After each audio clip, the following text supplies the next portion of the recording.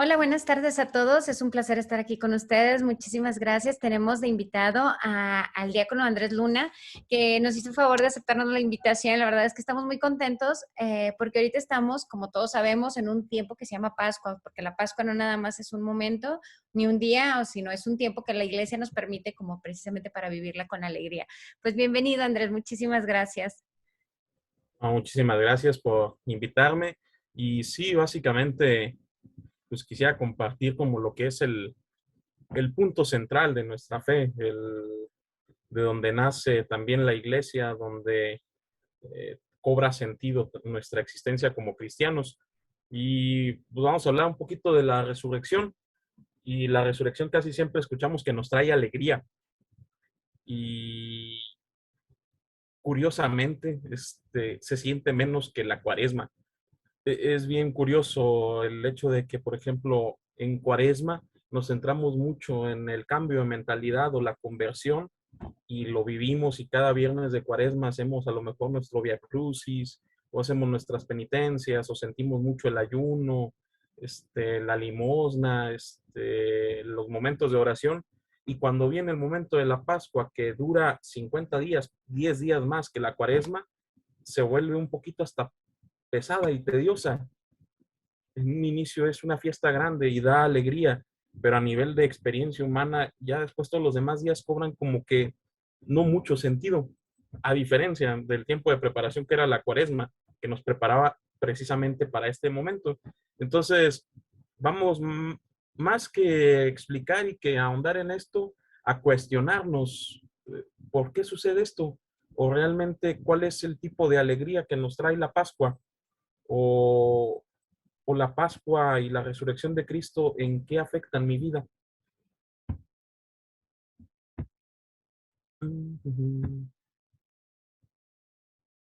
Aquí les tengo una bonita presentación. Bueno, resucitó de veras mi amor y mi esperanza. Esta la hemos escuchado cuando vamos después de la Pascua o de la vigilia pascual en la octava, cuando leemos una secuencia que es antes del Evangelio. En boca de María Magdalena se escucha esta frase: resucitó de veras mi amor y mi esperanza. Y quiero centrarme en estos dos elementos que vienen de encontrarnos con el resucitado. En un primer momento mi amor y después mi esperanza. Son dos elementos que dices, pues a lo mejor no aparece alegría del todo aquí. No, aparece en un primer momento el encuentro con la persona que es el amor de mi vida y que es la esperanza de mi futuro. Vamos a, más o menos como a distinguir tres momentitos a lo largo de esta platiquita, de la resurrección de Jesús vista desde los relatos evangélicos. Vamos a ahondar un poquito en pues, los cuatro evangelios, el relato de la resurrección, y ver algunas similitudes y algunas diferencias. Estas son las que me interesan, sobre todo las diferencias, porque nos van a provocar pues dudas. Algo el magisterio de la iglesia, principalmente el catecismo de la iglesia católica, que a lo mejor tenemos ahí relegado, si es que lo tenemos. Tanto la Sagrada Escritura como el catecismo, son como dos grandes libros que a veces tenemos en la casa, pero los tenemos en un altarcito en donde le cae el polvo, o en un librero en donde pues rara vez lo sacamos. Pero pues ahorita vamos a desempolvarlo, y es buen momento para hacerlo. Y por último, las implicaciones que tiene en mi vida. Es decir, todo esto a mí qué. En un primer momento, los relatos de la resurrección. Como sabemos, son cuatro los relatos evangélicos, cuatro los evangelistas. Vamos a verlos por orden: Mateo, Marcos, Lucas y Juan. Para esto, quiero que presten atención. Voy a poner, o bueno, he subrayado y he marcado algunas palabras o frases que se repiten en los relatos evangélicos. Aunque lo vamos a ver en el orden de Mateo, Marcos, Lucas y Juan, recordemos que el primero en ser escrito fue el de Marcos, después Mateo, después Lucas y hasta el último el de San Juan. Es decir, de entre el año supongamos 60, 70 después de Cristo, hasta el 100, 110, es decir, pasó cierto tiempo. Primera de Corintios, que es el relato un poquito más antiguo que tenemos, que es el de San Pablo, curiosamente. San Pablo escribe sus cartas antes y ya después se escribe el Evangelio. El relato más antiguo que tenemos de la resurrección es este. Ahora bien, si se predica que Cristo ha resucitado de entre los muertos, ¿cómo andan diciendo algunos entre ustedes que no hay resurrección de los muertos? Si no hay resurrección de los muertos, tampoco Cristo resucitó. Y si no resucitó Cristo, vacía es nuestra predicación, vacía también es nuestra fe. Es el punto fundante. Cuando San Pablo está explicando a los corintios el porqué de su hablar, el porqué de su predicar, pone a la base esto. Yo solo les transmito lo que se me transmitió a mí, o lo que me dijeron a mí, que Cristo murió por nosotros, que fue crucificado, que murió realmente, que lo enterraron y que al tercer día resucitó según las escrituras. Y empieza como toda esta discusión en torno a la resurrección. Aquí es importante que veamos dos elementos. Uno, el hecho de que si no hay resurrección de los muertos, tampoco Cristo resucitó, es decir, que la resurrección, independientemente de Cristo, era para todo ser humano. Con Cristo se inauguró, pero como personas humanas dentro del plano, proyecto de Dios, la resurrección estaba ya inscrita en nuestro ser. Es como, por ejemplo, cuando somos menores de edad y somos dignos de una herencia, pues tenemos la herencia en el banco, pero hasta que somos mayores de edad podemos retirar el dinero. Y lo mismo sucede con esto. Tenemos la resurrección desde el inicio de nuestra creación, pero hasta que cumplimos cierta mayoría de edad con la resurrección de Cristo, podemos disponer también de esos bienes. Si no hay resurrección de los muertos, Cristo tampoco resucita. Y la resurrección, más que un acto divino, es también un acto que le pertenece al ser humano por su constitución. Más que remarcar la divinidad de Jesús al haber resucitado, remarca su verdadera humanidad en todo semejante a nosotros. ¿Por qué? Porque murió y también resucitó. Es decir, Cristo inaugura lo que a él lo hizo humano y a nosotros nos hace como Dios. Si Cristo no resucitó, vacía es nuestra predicación y vacía también es nuestra fe. Entramos ahora sí en materia, los relatos evangélicos. El Evangelio de Mateo, pasado el día de reposo, al amanecer del primer día de la semana, nótese que está subrayadito, vinieron María Magdalena y la otra María, subrayado también esto. Al ver el sepulcro, hubo un gran terremoto porque un ángel del Señor descendió del cielo y llegando removió la piedra y se sentó sobre ella. Su aspecto era como un relámpago y su vestido blanco como la nieve. Y de miedo de él, los guardias temblaron y se quedaron como muertos. Mas el ángel respondiendo dijo a las mujeres: no temáis vosotras, porque yo sé que buscáis a Jesús, el que fue crucificado. No está aquí, ha resucitado como dijo. Venid, ved el lugar donde fue puesto el Señor, e id pronto y decid a sus discípulos que ha resucitado de los muertos, y he aquí va delante de vosotros a Galilea, allí le veréis. He aquí lo que os he dicho. Entonces ellas, saliendo del sepulcro con gran temor y con gran gozo, fueron corriendo a dar las nuevas a sus discípulos. Y mientras iban a dar las nuevas a los discípulos, he aquí Jesús les salió al encuentro diciendo: salve. Y ellas acercándose abrazaron sus pies y le adoraron. Entonces Jesús les dijo: no temáis, id dad las buenas nuevas a mis hermanos para que vayan a Galilea y allí me verán. Este es el relato de Mateo. Les decía que había subrayado algunos aspectos aquí. ¿Por qué? Porque son los que se nos van a ir repitiendo en los demás.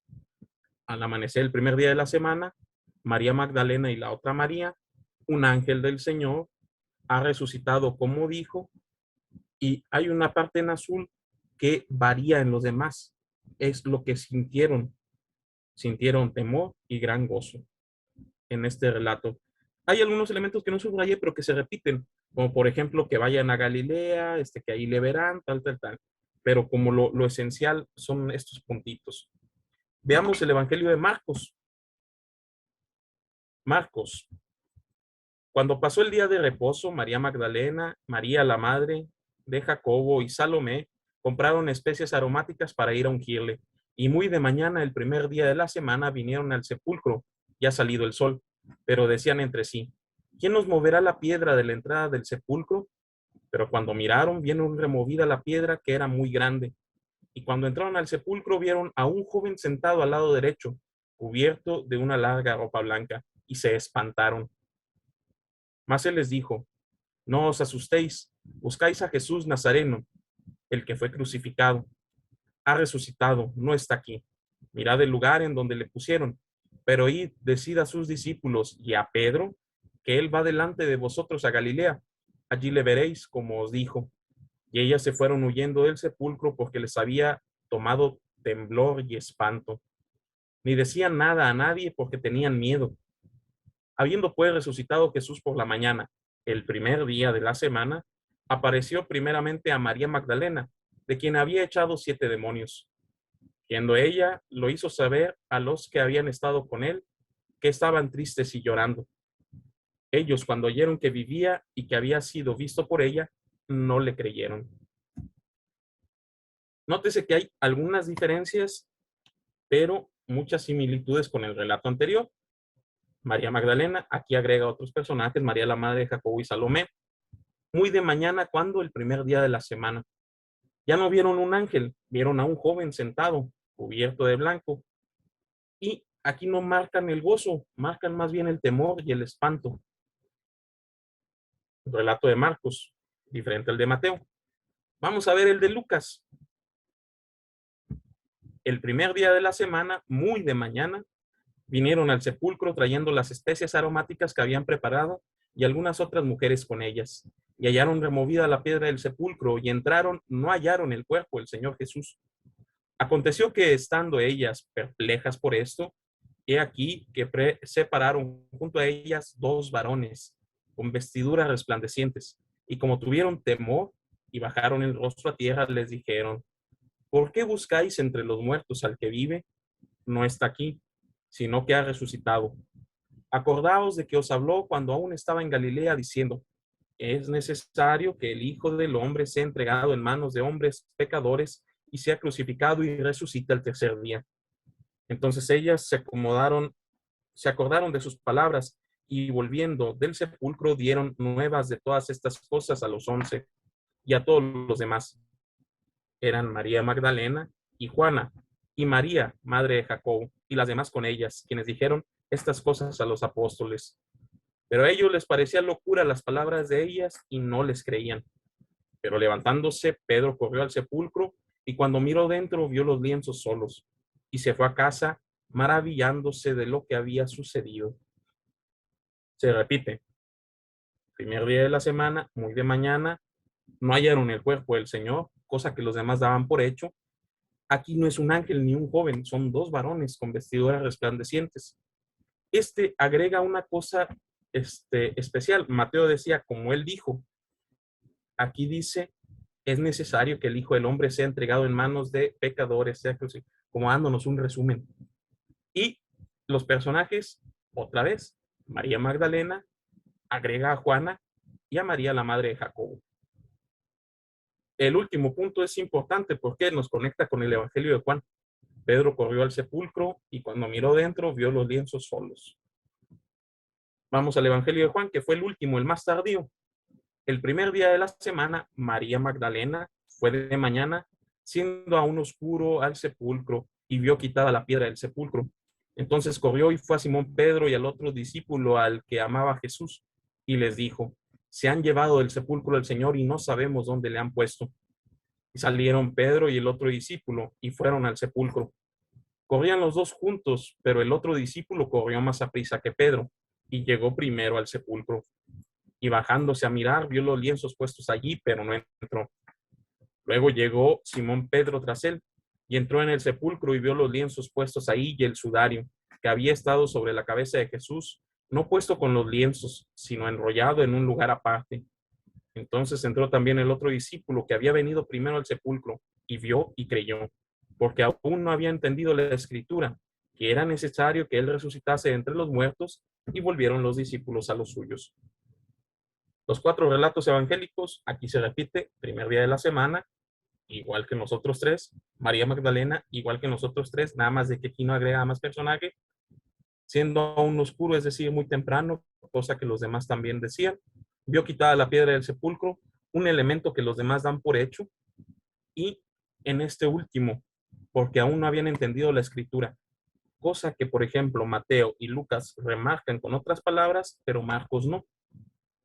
Son 4 relatos evangélicos de un mismo hecho, y todo esto los vemos diferentes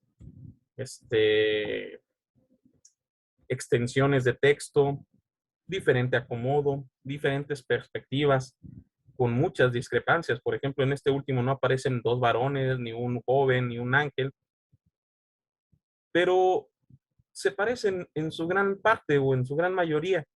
Sin embargo, si me pongo a pensar muy especulativamente, surge una pregunta. ¿Por qué si los 4 evangelios hablan del mismo evento, tienen tantas diferencias entre sí?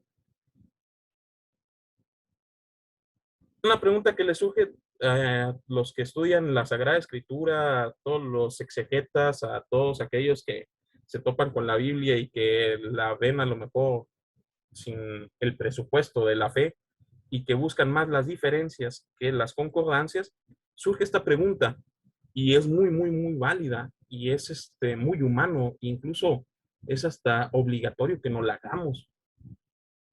¿Por qué si los 4 evangelios hablan del mismo evento, que es tan fundamental, que es el que le dio origen a la iglesia, que es el que le dio sentido al ser cristiano, si hablan de lo mismo, ¿por qué tienen diferencias? Creo yo que lo más humanamente cercano a esto es cuando relatamos un accidente. Por ejemplo, puede ser un mismo hecho. No sé, se cayó un niño en la escuela y no sé, a lo mejor estaba la de oficinas y volteé y ve, no, pues es que yo vi que el niño ya estaba tirado en el piso. Y corrió una de las maestras, y andaba corriendo el niño porque estaba jugando a la trae con los demás. Una niña podrá dar su relato y decir, no, se resbaló, dice, porque en el suelo estaba mojado y estaba corriendo porque quería llegar rápido al salón. La maestra dirá, es que yo le mandé a hablar, pero yo solo vi que cayó al piso y que había mucha sangre. Y el niño podrá decir, pues es que yo escuché que la maestra me habló, corrí, me resbalé y me pegué en la nariz y vinieron a auxiliarme. Todos están viendo el mismo evento, pero todos tienen diferente perspectiva, diferentes puntos de vista, diferentes incluso ángulos. Algunos incluso le van metiendo como cositas y hay aspectos que faltan y que los completamos con la narrativa. O sea, es como muy común. Sucede en los accidentes, sucede con los chismes, sucede con cualquier cosa. No, es que salté metro y medio y cuando lo platico 6 años después, no, no manches, eran 3 metros. Le voy agregando cosas. Ahora imaginemos, el evento de la resurrección sucedió en el año 33 y el último evangelio se escribió cerca del 100, 110. ¿Cuántos años pasaron? Ese es el punto de decir, más que fijarnos en las diferencias que tienen, que las van a tener y que es normal, porque están narrando el mismo hecho, pero desde diferentes perspectivas, centrémonos en aquellas cosas que tienen de similitud. Y todos tienen de similitud que fue el tercer día temprano, que hubo testigos, algunos o la mayoría o los 4 evangelios dicen María Magdalena, agregan a Pedro, al discípulo que Jesús amaba, la otra María, la madre de Jacobo, Juana, tal, pero todos tienen testigos. Se encuentran con alguien que les dé el anuncio, por lo menos 3 de los relatos, 2 varones, un joven, un ángel. Se encuentran una tumba vacía y se encuentran con un anuncio de que ya no está ahí, sino que vive. lo fundamental. Es como cuando estamos armando un chisme que nos llegó de todos lados, ¿en qué nos centramos? ¿En qué coinciden? Y cuando coinciden las cosas, por ahí está la verdad. Es lo mismo aquí con los evangelios. El catecismo de la Iglesia Católica, ¿qué nos van a dar? Ahorita solo vimos los relatos de la resurrección. Los numerales que hablan de la resurrección de los muertos vienen centrados, bueno, en la resurrección de Jesús, y la de los muertos vienen centrados en la parte de lo que creemos, lo que es lo correspondiente a la fe en Jesús. El 639 ya después lo leerán como más detenidamente. Me quiero centrar solo en esto. Manifestaciones históricamente comprobadas como lo atestiga el Nuevo Testamento. Es decir, que hubo pruebas de que el resucitado quiso entablar relación con los discípulos. Son un montón de apariciones las que narra el Evangelio. Se le apareció a Simón Pedro, se le apareció a Pablo, se le apareció a 500 hombres reunidos, se le apareció a María Magdalena, se le apareció a los 11 reunidos en el cenáculo, se le apareció a Tomás, dijo que metiera la mano en el costado. Hay diferentes narraciones de que Jesús se apareció. Y más que decir, bueno, pues simplemente resucitó, no eran como tan, ¿cómo decirlo? Tan idealistas los discípulos, eran muy concretos. Y decir, bueno, resucitó, sí, pero ¿cuáles son las pruebas? Se me apareció. No se me apareció nomás a mí, se nos apareció a 11, estábamos reunidos. ¿Cuál es la veracidad histórica? Pues no manches, o sea, el Evangelio de San Juan, el capítulo 21, cuando dice que después de que murió Jesús y resucitó entre los muertos, los discípulos volvieron a las andadas, se fueron a pescar. Y después de encontrarse a Jesús a la orilla, ya no se dedicaron a pescar, sino que se dedicaron a anunciarlo. ¿Qué cosa que no tuviera como ese valor real, histórico y tangible, podría haberlos convencido de no dedicarse a lo mismo que se dedicaban y anunciar a un Cristo que en ese tiempo era signo de persecución? El misterio de la resurrección de Cristo es un acontecimiento real que tuvo manifestaciones históricamente comprobadas. ¿Cuáles? Todas las apariciones. El apóstol que leímos al inicio de 1 de Corintios, habla aquí de la tradición viva de la resurrección que recibió después de su conversión en las puertas de Damasco. El numeral 647 menciona lo que ya hemos escuchado en la liturgia de la vigilia pascual, en el pregón pascual: qué noche tan dichosa, solo ella conoció el momento en que Cristo resucitó de entre los muertos. Y aquí viene lo interesante: nadie fue testigo ocular del acontecimiento mismo de la resurrección y ningún evangelista lo describe. ¿Por qué? Pues porque no estuvieron ahí. No narran la resurrección, narran el encuentro con el resucitado. Es como decir, yo no voy a hablar de la amistad, voy a hablar de mis amigos.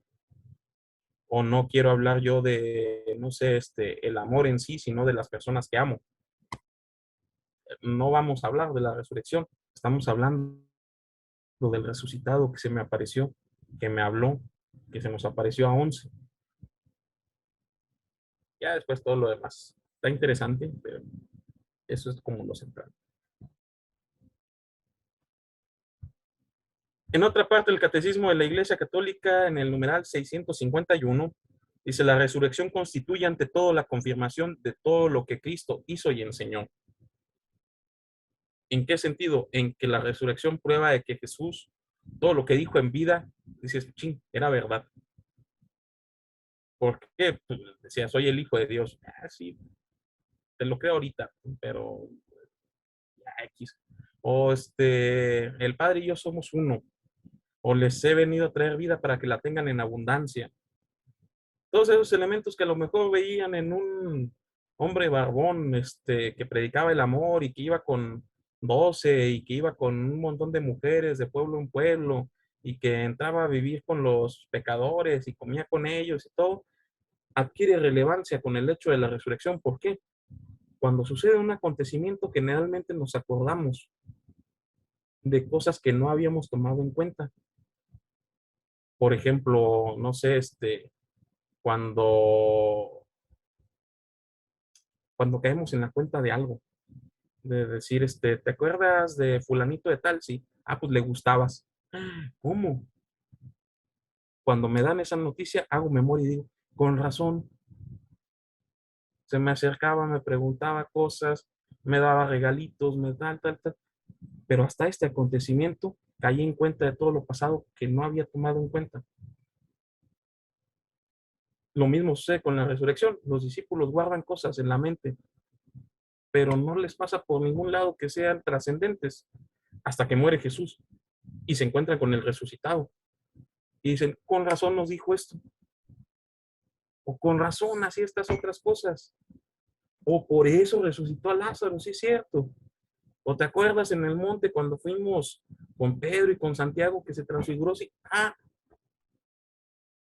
la resurrección constituye ante todo la confirmación de todo lo que Cristo hizo y enseñó. Es decir, a la luz de la resurrección, toman sentido todas las cosas que Jesús hacía o que Jesús decía. Y les digo, es muy humano también, o sea, hay experiencias que nos hacen conocer esto de que choqué porque no traía frenos. Ah, con razón me prendí el foquito del carro. Sí, un acontecimiento me trae los recuerdos que no había tomado en cuenta y aquí cobran sentido.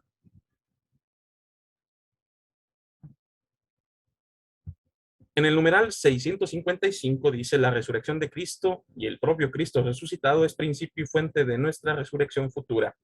Como ya lo veíamos con San Pablo, es de humano resucitar, Jesús lo inaugura y con la inauguración que da Jesús, todos los demás estamos llamados a la resurrección. ¿Cómo? ¿Quién sabe? O sea, ya tenemos el que y es suficiente. Es decir, vamos a resucitar con Cristo.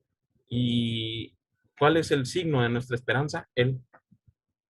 Y es signo de nuestra esperanza porque un signo casi siempre en este mundo nos trae la confianza de ligarnos con una ausencia, es decir, no está realmente, yo no veo aquí nada, pero es una presencia significativa.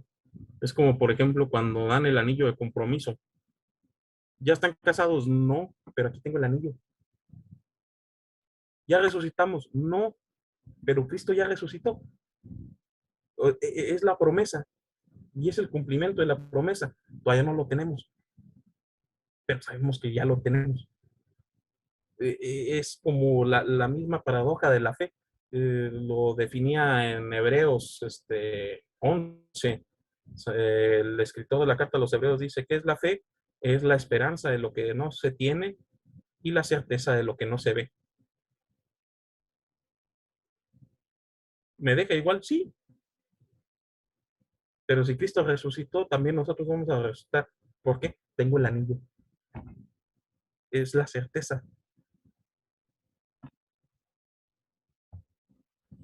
En el numeral 991, que habla ya de la resurrección de los muertos, dice, la resurrección de los muertos es esperanza de los cristianos. Somos cristianos por creer en ella. Ninguna otra religión tiene por certeza esto. O sea, hay religiones que tienen una certeza de que cuando morimos vamos a un lugar onírico en donde estamos con la deidad. Casi todas, o sea, el judaísmo, pues vamos al seno de Abraham o tenemos una vida con Dios. El Islam también, pues vamos al jardín con todas las cosas que Alá nos regala. En el hinduismo, pues nos volvemos uno con el uno. Reencarnamos varias veces hasta que alcanzamos el premio de poder ser uno con el uno. En cambio, el cristianismo tiene, además del centro de su fe, que es el Dios trinitario, la certeza de que la resurrección es también para nosotros. Es decir, no reencarnamos, no nos hacemos uno con el uno, conservamos nuestra personalidad y nuestra identidad, vamos a resucitar. Después de la muerte, pues no queda como la última palabra. Tenemos algo que es ya como por cierto, resucitamos. Y eso es lo que nos hace cristianos. Esto lo escribe Tertuliano, que es un teólogo del siglo II, en su tratado sobre la resurrección de los muertos. Es con lo que empieza. Y lo cita el Catecismo de la Iglesia Católica en el numeral 991. Hasta aquí como toda la parte doctrinal, teológica, bíblica. Y ahora sí, ¿qué onda con esto, con nuestras vidas? Hay un teólogo oriental ortodoxo, Pavel Evdokimov, un ruso, y él decía, todo dogma que no tenga alguna implicación existencial no sirve de nada. Es como muy aventado al decir eso, pero es interesante y es muy cierto. Toda verdad revelada o dogma debe de tener alguna implicación en nuestras vidas. Es decir, nos debe ayudar a comprender algo de nosotros mismos. Por ejemplo, la Santísima Trinidad. Confesar un Dios que es trinitario, que es Padre, que es Hijo y que es Espíritu Santo, ¿qué cosa debe de traer para nuestras vidas? Pareciera que no tiene implicaciones, pero si nos remitimos a que fuimos creados a imagen y semejanza de este Dios, que en sí mismo es comunión, comprendemos que nuestra estructura es relacional y que lo mismo que dice Génesis, no es bueno que el hombre esté solo, que el aislamiento y la soledad no van con nuestro ser. ¿Por qué? Porque creemos en Dios que es Padre, Hijo y Espíritu. Tiene implicación de nuestra vida diaria. El dogma de la Inmaculada Concepción. María fue preservada del pecado original, de toda mancha, tal, tal, tal. ¿Qué implicaciones tiene para nuestra vida? Que Dios nos ama a todos como una mamá o un papá, igual pero diferente. A ninguno ama más que a otro, pero a todos los ama diferente. Y si a todos nos ama diferente, no a todos nos va a dar lo mismo. Hay cosas que, que tienen los dogmas o las verdades reveladas que tienen una implicación muy, muy real en nuestra existencia. Por ejemplo, con la encarnación del Hijo de Dios. Si se encarnó el Hijo de Dios es porque el ser humano tiene algo de bueno para que Dios se quisiera ser hombre o vivir en una familia en Nazaret. Lo mismo la resurrección de los muertos. Tiene una implicación en la existencia que no es nada más a nivel futuro, de cuando ya muramos. Tiene algo. Y para esto he puesto como algunas cuestiones. Por ejemplo, no dudo de la resurrección de Jesús, pero siguen muriendo personas, muchas de ellas mis seres queridos. Hay en la experiencia humana cosas que a lo mejor nos hacen no tanto dudar, o a lo mejor sí dudar de la resurrección de Jesús, pero de no tomarle como importancia. Por ejemplo, no sé, se murió mi abuelita, mi abuelito, mi mamá, mi papá. ¿Esto qué de buena noticia tiene para ellos? Ya se resucitaron o van a resucitar y vamos a estar felices en el cielo, pero no los tengo ahorita. Es problemático. Jesús resucitó, sí, pero mis seres queridos que se han muerto no han resucitado. Esto qué buena noticia es para mí. Sigue habiendo mal en el mundo. Sí, Jesús resucitó y todo el rollo y vivimos la vigilia pascual, pero al día siguiente vuelvo a ver los encabezados de los periódicos y vuelvo a ver, no sé, problemas de sequía, vuelvo a ver personas desaparecidas, vuelvo a ver homicidios, vuelvo a ver narcotráfico. Qué buena noticia es esto para... Sigo temiéndole la muerte. ¿Por qué? Voy a misa, soy buen cristiano, tal. Sé que Jesús resucitó, pero cuando me enfermo tengo miedo a morirme. ¿Por qué? Si Cristo resucitó, no tengo la alegría que debería tener porque Cristo vive. Y esto puede pasar, por ejemplo, a todos aquellos que están cerca de la iglesia, que están en algún grupo juvenil, en algún grupo de la parroquia, o qué sé yo. Me dicen que tengo que tener alegría porque Cristo resucitó, pero no me siento alegre. Se vivió la euforia en la vigilia pascual porque al final bailamos, todo, pero hasta ahí quedó.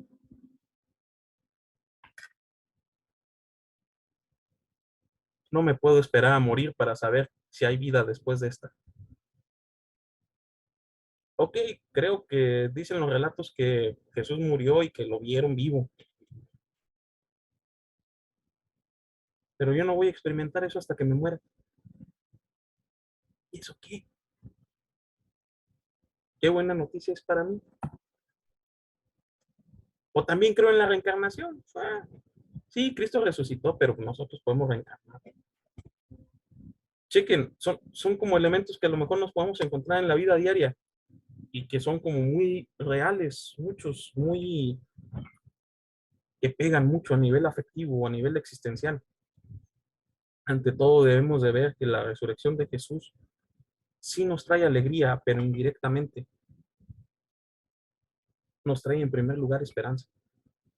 Y todos los puntos que vimos al inicio, siguen muriendo personas, sigue habiendo mal en el mundo, sigo temiendo la muerte, no tengo alegría que debería de tener o que me dicen que debería de tener, no puedo esperarme a morir, están ligadas al futuro. La resurrección de Jesús en un primer momento nos trae esperanza. ¿Y la esperanza qué es? Un ancla que nos liga al futuro.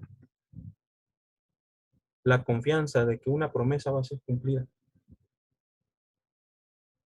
La confianza de que, por ejemplo, lo vemos en los niños chiquitos cuando les dice mamá, voy a salir a la tienda, ahorita vuelvo.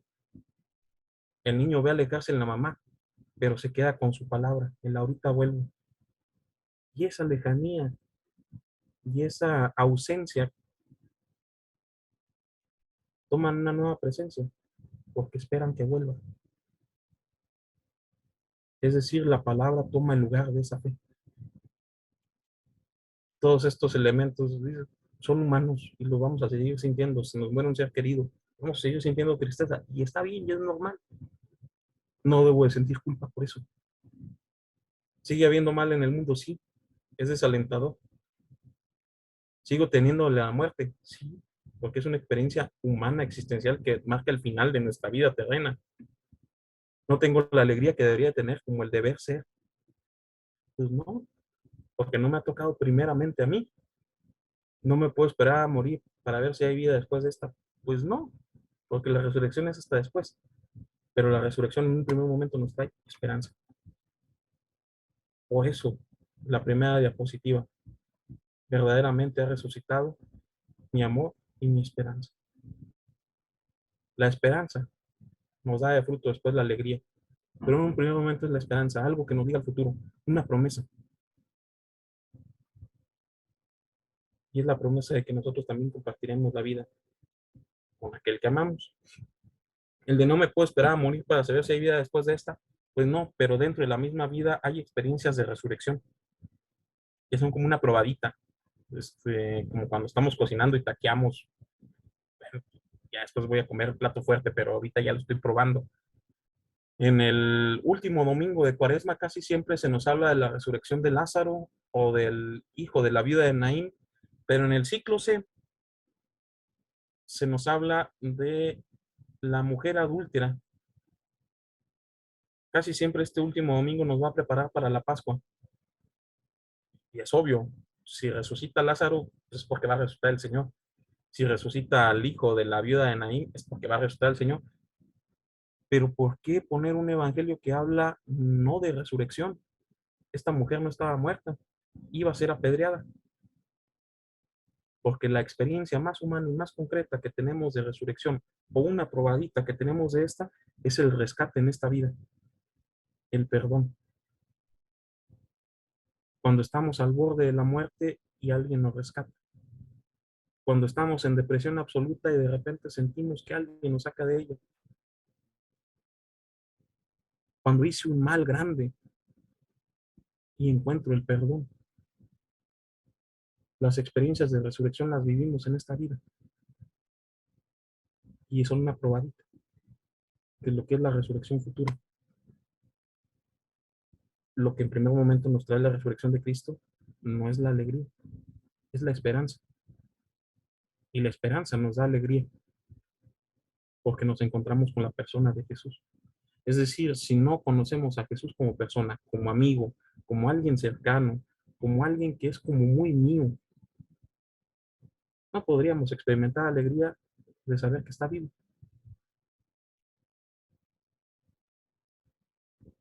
Es la relación personal la que da la alegría, pero es la relación con Cristo, que es para todos, la que nos da esperanza. La esperanza es para todos, la alegría es para los que somos íntimos o buscamos ser íntimos con Jesús. Entre más estemos cerca de Jesús, más alegría nos da su resurrección. Pero para todos, la resurrección de Cristo es esperanza, porque vamos a resucitar. Y el último, también creo en la reencarnación. Ese rollo, pongámonos a pensar, es como si Dios reciclara almas y está muy canijo. O sea, pues soy reciclaje de algo que pues no era yo. El cristianismo marca diferencia con otras religiones, sobre todo las orientales, que creen en la reencarnación porque es un ciclo vital hasta que purguemos todas las culpas que tenemos y seamos dignos de hacernos uno con el uno. En el cristianismo no. Tú eres una persona importante, con una identidad concreta. ¿Tú crees que si este Dios que está enamorado completamente de ti como persona va a reciclarte para ser otra? Te mantiene con tu personalidad, con lo que eres, con tu nombre, con tu historia. Y esa es la buena noticia que tenemos, que yo soy valioso por ser quien soy y voy a resucitar yo para encontrarme con el que me ha hecho. Por último, vive Cristo y quiere que tú vivas también con Él. Ese es el mensaje central de la resurrección. Alegría para los que somos amigos o somos discípulos, esperanza para toda la humanidad. Él vive, sí, y quiere que nosotros vivamos con Él. Hay dentro del personalismo francés, la expresión que dicen, decir te amo es decir, tú nunca morirás, tú debes de vivir. El único que puede decirnos te amo con esas implicaciones es el que puede cumplir esa promesa. El te amo de Dios para nosotros es la resurrección. Tú no debes morir, tú debes vivir. Y a grandes rasgos, un paseíto por la resurrección. Ahí está. Déjame, dejo de compartir.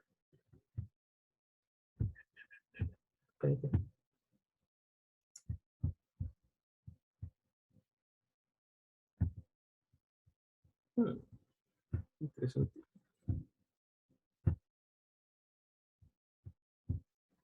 Si quieres, yo te lo detengo, Andrés. Si estás... Bueno, sí. ¿Sí?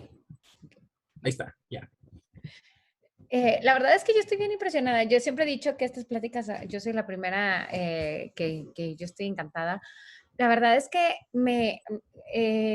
el primer comentario que tú hiciste me llevó a pensar mucho, mucho más en lo que después dijiste, obviamente. El hecho de decir, la cuaresma la vivimos como con tanto dolor que nos debería de llevar a una alegría más grande o a vivir como con más intensidad la Pascua. Digo, yo lo siento en carne propia porque sí, o sea, la cuaresma es, ay, chin, dejé esto, chin, dejé lo otro, que cuando ya pasa Domingo de Resurrección todos decimos, ay, bueno, ya regresamos como que era a todo lo que teníamos, pero realmente creo que olvidamos mucho esta parte, como dices, de ser íntimos de Jesús y vivir esa como alegría de esa esperanza, o sea, creo que como católicos sí necesitamos esto como que a veces cachetadas de guante blanco de decir, oye, sí es cierto, ¿dónde estamos parados? ¿Quién es Cristo para mí y a dónde quiero llegar? Porque la verdad es que estos 50 días deberían de ser suficientes, entre comillas, porque pues ya serían, juntando los 40 más los 50, pues 90 días de 365 días en los que estamos pues realmente meditando, pero realmente la Pascua nos pasa como muy en blanco. La verdad es que muchísimas gracias, Andrés, porque este encuentro con Jesús resucitado, este encontrarnos con el resucitado, porque a veces sí hay mucha gente que nos cuestiona de que, oye, ¿cómo fue la resurrección y por qué la resurrección? Pero realmente, como bien dijiste tú, la resurrección es como lo secundario cuando realmente el resucitado está entre nosotros y nosotros somos parte de esa resurrección. Yo nunca lo había visto así, de que es como una probadita de nuestra propia. Digo, qué emocionante, la verdad es que qué emoción saber que vamos a estar, o sea, igualitos y que a eso estamos llamados y que podemos vivir ahorita esas probaditas, como bien dijiste tú.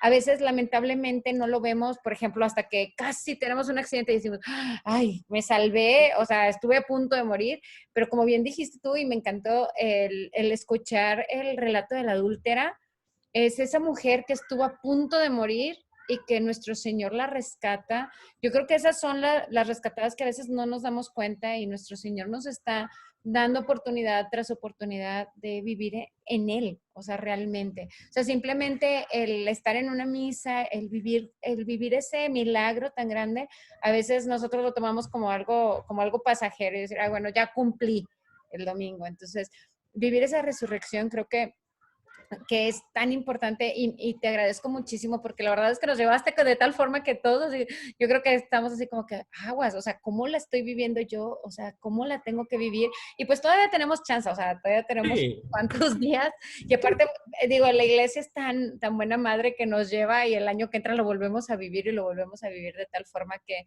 a ver si nos cae el 20 de aquí a que lleguemos a nuestro momento final y decir, bueno, Señor, ya estoy listo para vivir mi resurrección contigo, ¿no? y que de hecho, por ejemplo, es bien interesante ver los relatos de los discípulos con el resucitado, en donde no lo reconocen. Todos los relatos van a hablar de eso, de que no lo reconocían o tenían miedo de preguntarle quién era. ¿Quién era?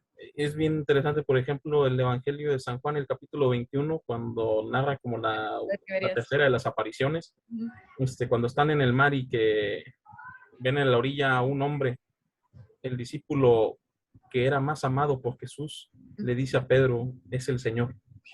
Y es bien interesante eso porque, por ejemplo, ninguno de los otros 10 lo reconoció el que más se sentía amado, porque bíblicamente el que más ama, más conoce. Sí. Como cuando nos habla mamá y traes algo, no, traes algo hasta que te sopea. Y pues sí, porque el que más ama, más conoce. Y pasa lo mismo con los discípulos. El que más ama, más reconoce al Señor, porque no pareciera que estamos como cegados y el encuentro con el resucitado es cotidiano. O sea, si Jesús resucitó entre los muertos, debe estar en algún lugar, sí, ¿dónde? Y recordemos, no sé, Mateo 25, ¿dónde se ubica el Señor? Tuve hambre, me diste de beber, de comer, tuve sed, estuve encarcelado, me visitaste, estuve enfermo y tú me socorriste. O sea, las identificaciones de Jesús casi siempre son con el hermano que sufre, con el que está postrado, con el que lo necesita y lo rescata el Papa Francisco. Fue de las primeras